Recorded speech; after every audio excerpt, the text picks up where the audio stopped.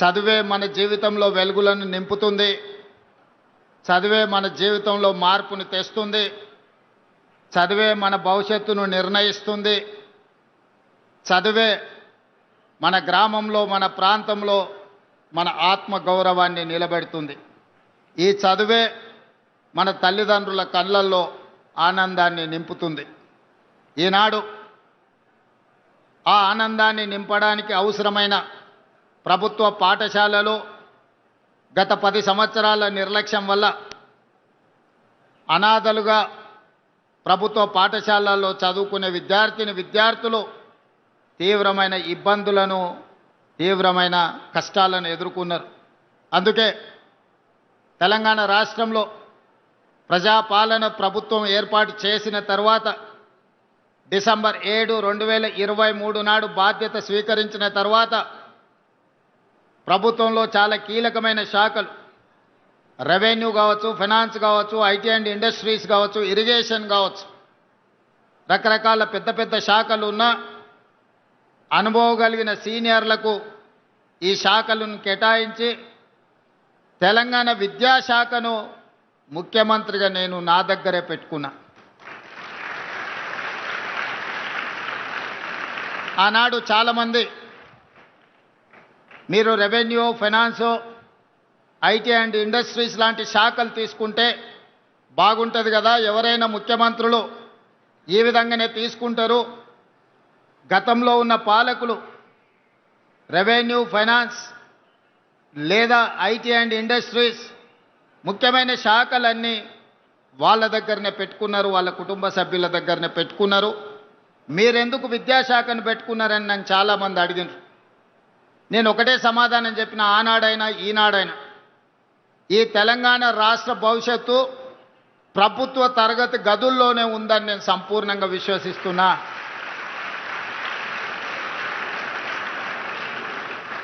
కొట్లాడి తెచ్చుకున్న తెలంగాణ, వందలాది మంది పిల్లలు త్యాగాలు చేసి తెచ్చుకున్న తెలంగాణ ఎవరు ఫాలో చేయడం, అసమర్థులు పరిపాలనలో ఉండడం శాశ్వతంగా ఈ తెలంగాణకు తీరని నష్టం చేకూరుస్తుంది. ఆనాడు తెలంగాణ ఉద్యమంలో రాజకీయ నాయకులు, ప్రజాప్రతినిధులు ఆత్మ బలిదానాలు చేసుకోలేదు.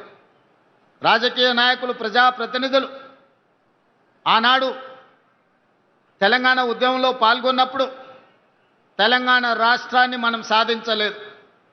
ఎప్పుడైతే తెలంగాణ విద్యార్థులు ఉస్మానియా కాకతీయ యూనివర్సిటీల విద్యార్థులు ఉద్యమ బాట పట్టినరో, తెలంగాణ నినాదాన్ని అందుకున్నారో, గల్లీ గల్లీలో జయ జయ తెలంగాణ నినాదాన్ని వినిపించినరో, ఆనాడే రాష్ట్ర కేంద్ర ప్రభుత్వాలు దిగివచ్చి తెలంగాణ రాష్ట్రానికి చట్టబద్ధత కల్పించి తెలంగాణ రాష్ట్రాన్ని ఏర్పాటు చేసింది. ఆ క్రమంలో ఒక ఈశాన్ రెడ్డి, ఒక యాదయ్య, ఒక కానిస్టేబుల్ కిష్టయ్య, మళ్ళీ తెలంగాణ ఉద్యమంలో మొట్టమొదటి ఆత్మ బలిదానం చేసుకున్న శ్రీకాంతాచారి, వీళ్ళందరి కన్న కలలు మీ భవిష్యత్తు బాగుండాలి, భవిష్యత్తులో మీరు డాక్టర్లు, లాయర్లు, ఇంజనీర్లుగా, ఐఏఎస్లు, ఐపీఎస్లై రాజ్యాలను ఏలాలి, ఈ ప్రభుత్వంలో మీరు భాగస్వాములు కావాలి, తెలంగాణ పునర్నిర్మాణంలో మీరు కీలకమైన బాధ్యత పోషించాలి అని ఆనాడు వాళ్ళు భావించారు. మరి ఆ త్యాగాలకు గుర్తింపుగా, ఆ త్యాగాలను గౌరవించడానికి అవసరమైన ప్రణాళికలు 10 సంవత్సరాల నాటి ప్రభుత్వం చేపట్టలేదు. ఉస్మానియా యూనివర్సిటీ 100 సంవత్సరాల శుభకార్యాన్ని కూడా ఆనాడు సరైన విధంగా జరుపుకోలేని పరిస్థితులు. యూనివర్సిటీలో ఉన్న మౌలిక వసతులే కాదు, గ్రామీణ ప్రాంతాలలో ఉండే సింగిల్ టీచర్స్ నుంచి ప్రభుత్వ పాఠశాలల వరకు, అంగన్వాడీ నుంచి మొదలు పెడితే ఎక్కడ చూసినా నిర్లక్ష్యం, నిర్లక్ష్యం, నిర్లక్ష్యం. ఈ నిర్లక్ష్యం పేదలకు విద్యను దూరం చేసి, పేదలకు విద్య ఎప్పుడైతే దూరమైందో వ్యసనాలకు బానిసలుగా మారి వ్యసన పరుల తెలంగాణగా మారే పరిస్థితులు దాపురించినాయి. అందుకే వీటన్నిటిని దృష్టిలో పెట్టుకొని ఈనాడు ఇక్కడున్న మా టీచర్లకు, నిరంతరం తెలంగాణ ప్రతిష్ట పెంచడానికి పనిచేస్తున్న మా ఉపాధ్యాయులకు ఒక అంశాన్ని నేను గుర్తు చేయదలుచుకున్నా. ప్రభుత్వ పరంగా 26,000 పాఠశాలలు ఉంటే ఈ 26,000 పాఠశాలల్లో 18 లక్షల మంది విద్యార్థులు చదువుకుంటున్నారు. కానీ అదే ప్రైవేట్లో 11,000 పాఠశాలలు ఉంటే 33 లక్షల మంది విద్యార్థులు చదువుకుంటున్నారు.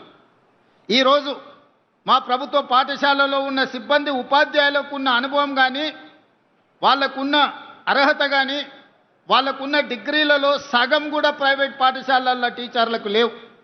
కానీ మరి ఎందుకు పేదలు ప్రైవేట్ పాఠశాలల బాట పడుతున్నారు?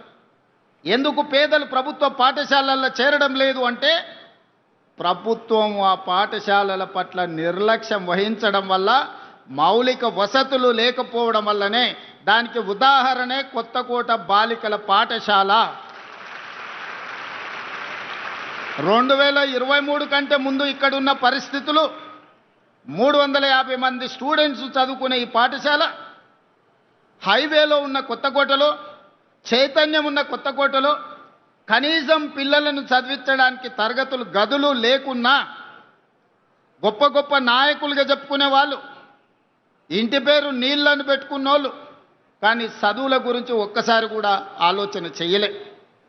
ఇట్నుంచే 100 సార్లు వచ్చి ఉండొచ్చు, పోయి ఉండొచ్చు, కానీ ఏ ఒక్కరోజు కూడా ఈ ప్రభుత్వ బాలికల ఉన్న పాఠశాలలో తరగతి గదులు ఉన్నాయా, పేదోళ్ళ పిల్లలు ఎట్లా చదువుకుంటున్నారని ఆనాటి ప్రభుత్వం ఆలోచన చేయలే.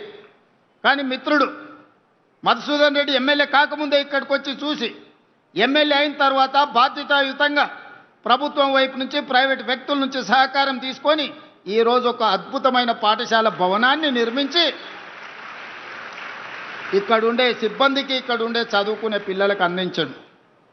అందుకే నేను స్పష్టంగా విద్యాశాఖ నా దగ్గర పెట్టుకొని కార్పొరేట్ కాలేజీలతో పోటీ పడే విధంగా ఈరోజు తీర్చిదిద్దాలి అని ఒక శపథం తీసుకొని ఈరోజు నేను ప్రయత్నం చేస్తున్నా, పని చేస్తున్నా.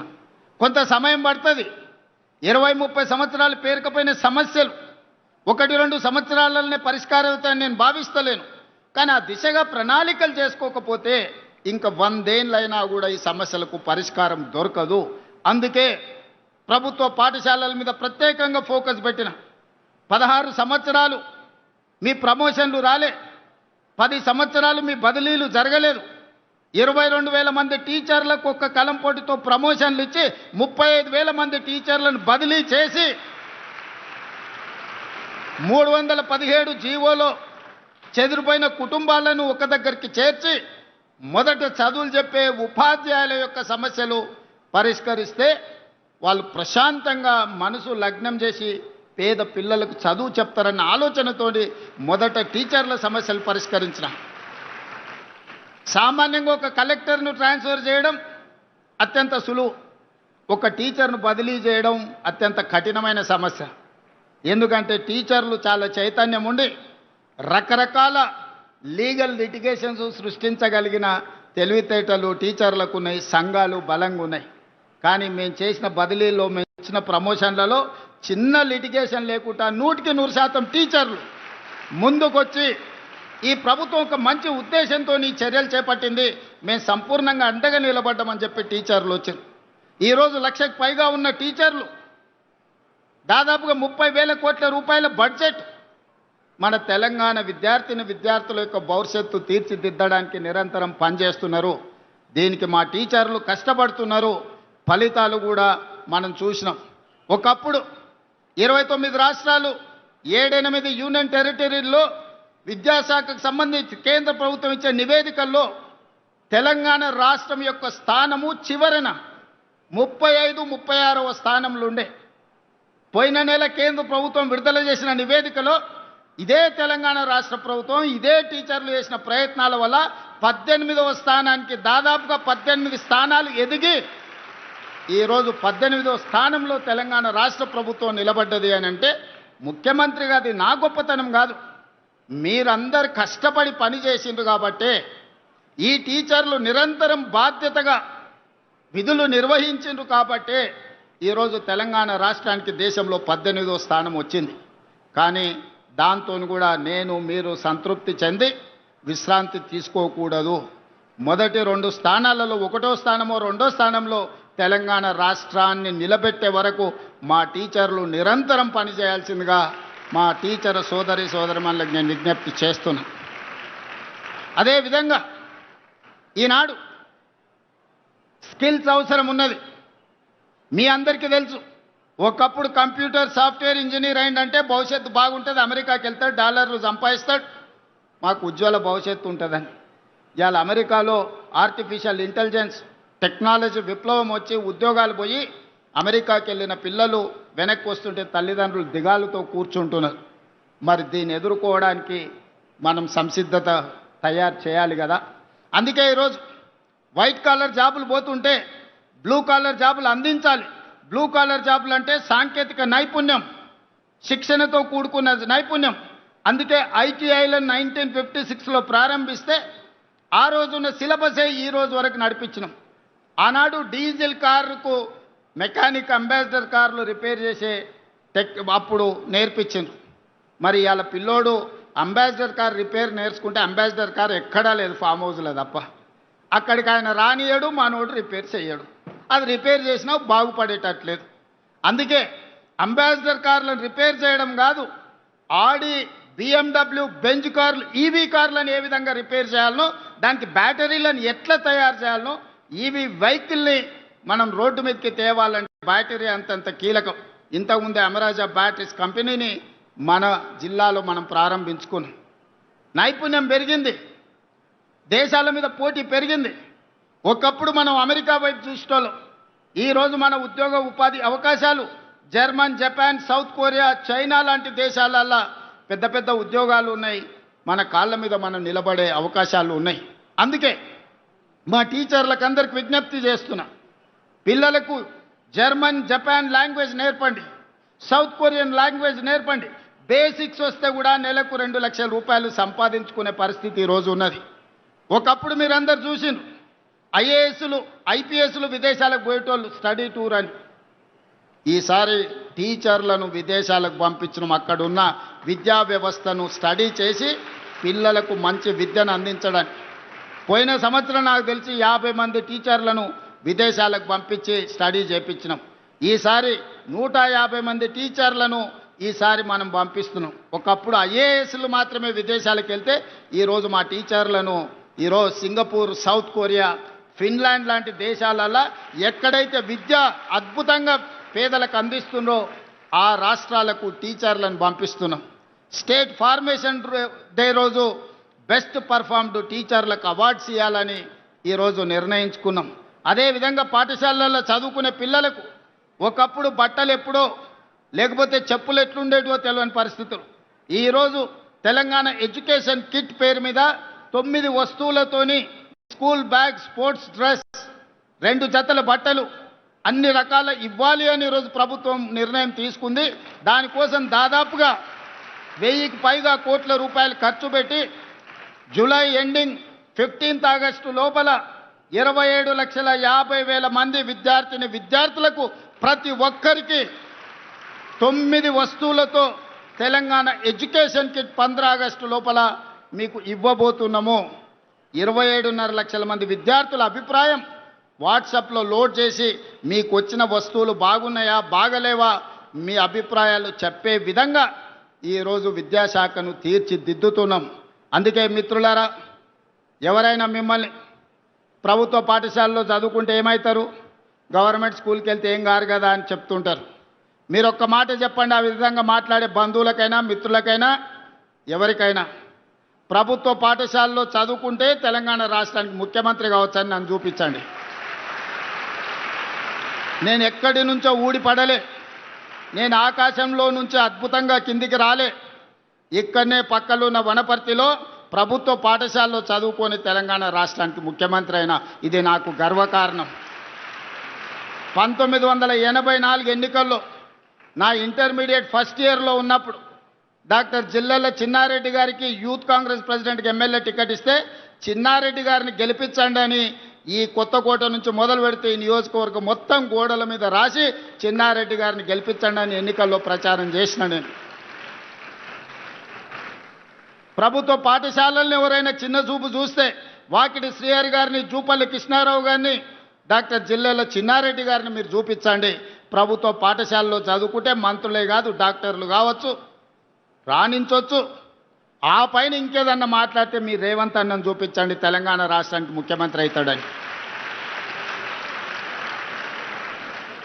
ఈ ప్రభుత్వ పాఠశాలలే తెలంగాణ పునర్నిర్మాణంలో అత్యంత క్రియాశీలక పాత్ర పోషించాలి.